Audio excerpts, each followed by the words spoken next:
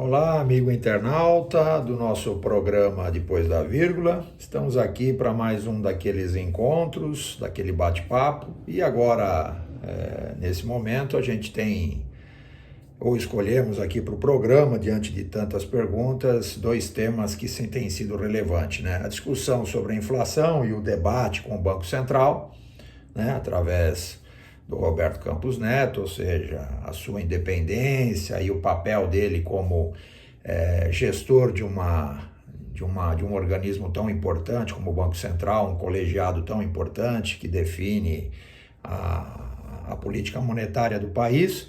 E agora, né, recentemente, né, durante os últimos dias, o debate sobre o arcabouço fiscal e agora definido também um modelo proposto que deverá virar um texto, que deverá ser submetido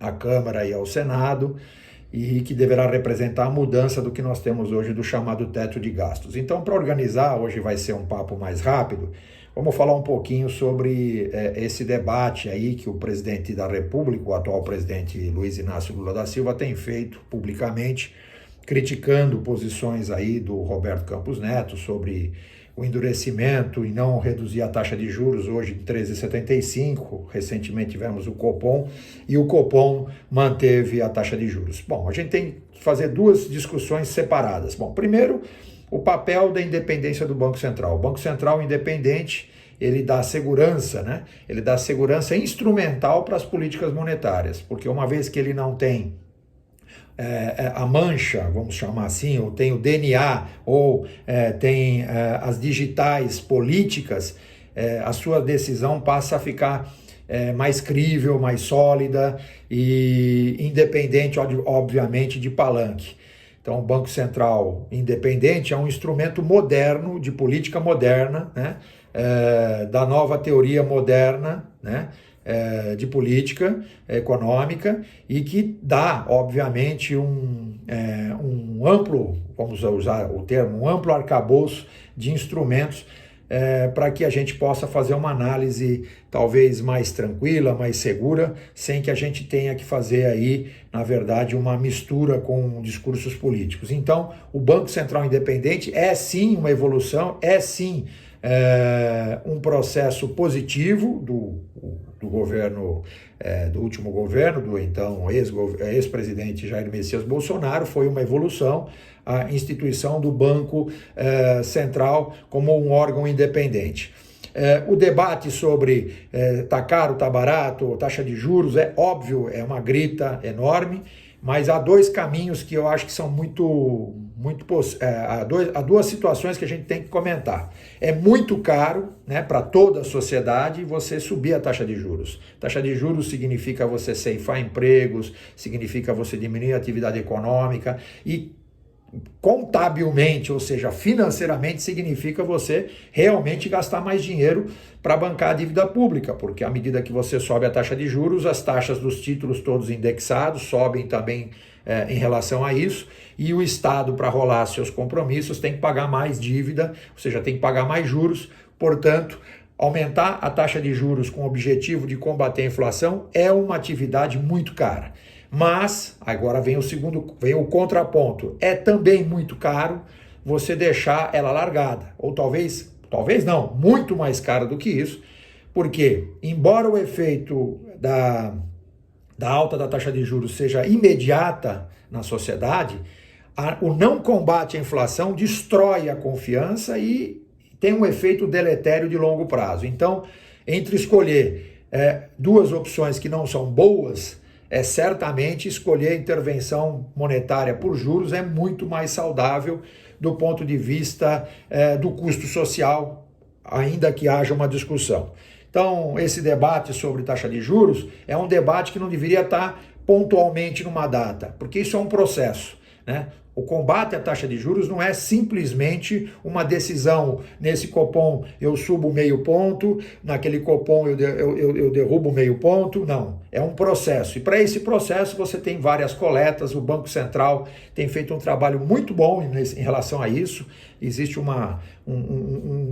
vamos chamar assim, um grupo amostral, um espaço amostral de economistas e entidades que corroboram, né, para que o Banco Central possa tomar decisões sobre atividade econômica, sobre desemprego, sobre aceleração da base monetária. Então, tudo isso é muito importante. Então, essa é uma discussão que a gente tem que colocar no lugar. Portanto, eu entendo que o presidente Luiz Inácio Lula da Silva perde a oportunidade, né, de prestar um serviço e não se envolver com isso. E acaba criando até um clima ruim para o Haddad, inclusive para Simone Tebet, porque fica um clima não muito amistoso e não me parece ser muito inteligente esse debate sobre a independência do Banco Central. Um segundo tópico é o tópico do arcabouço fiscal, esse aqui recentemente revelado. Acho que é um arcabouço fiscal que segue uma lógica da meta da inflação, que é principalmente ou é fundamentalmente defendida pelo Banco Central, ou seja, a missão do Banco Central é defender o poder de compra da moeda, por isso a política monetária é muito rigorosa. A mesma coisa é a proposta do arcabouço fiscal, ou seja, tratar com bandas para não ficar engessado.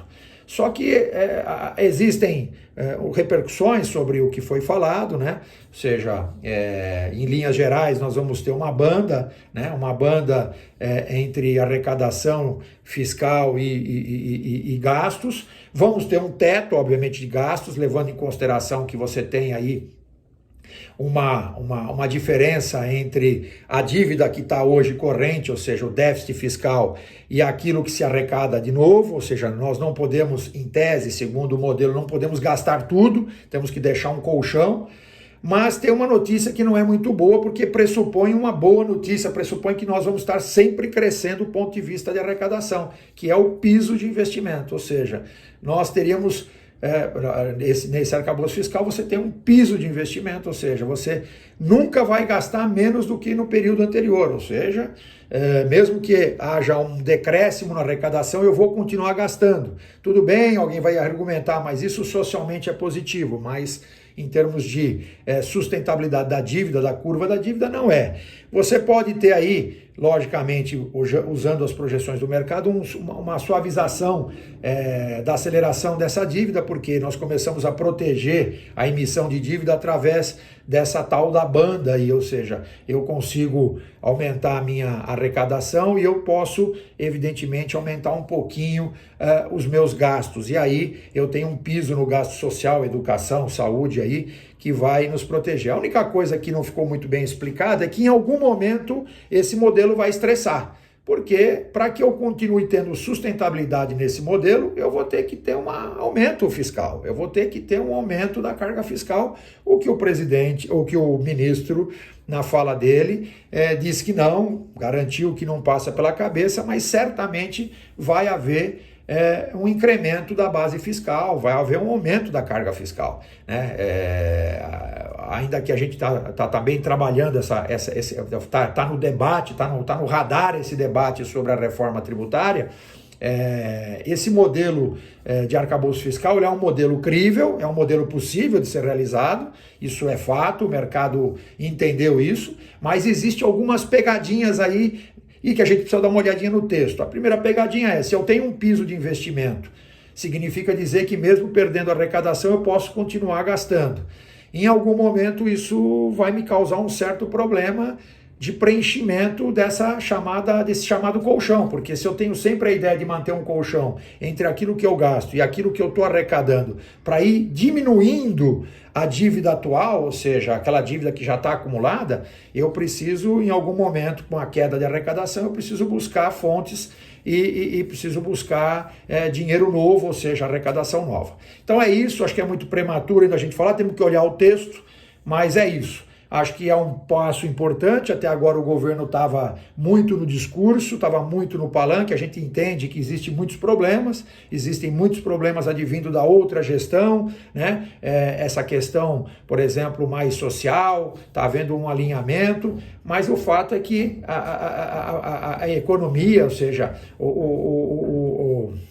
a área econômica, ou seja, as expectativas econômicas estavam ainda muito em stand-by e esse, de fato, é o primeiro movimento que eu chamo de sério, movimento razoável e crível em direção a um plano de governo que possa mudar a direção da riqueza no Brasil, da produção do produto interno bruto, da geração de empregos. Porque até agora a gente estava só no debate e é o primeiro movimento, esse do arcabouço fiscal, que vai na direção de que a gente pode estar propondo alguma coisa de longo prazo. Lembrando que isso é a mesma coisa que a inflação. O processo de arcabouço fiscal é um processo de longo prazo. Não é um processo de curto prazo. Isso aí é um legado que tem que durar, como acontece com o Plano Real, isso tem que durar muito tempo para começar a surtir efeito. Talvez vai surtir efeito esse modelo de suavização do endividamento público daqui 6, 7 anos. E muito provavelmente, talvez nem seja esse governo com essa ideologia política, enfim, tudo isso. É muito importante isso. Bom, pessoal, por hoje é só. Um abraço e até a próxima. Tchau!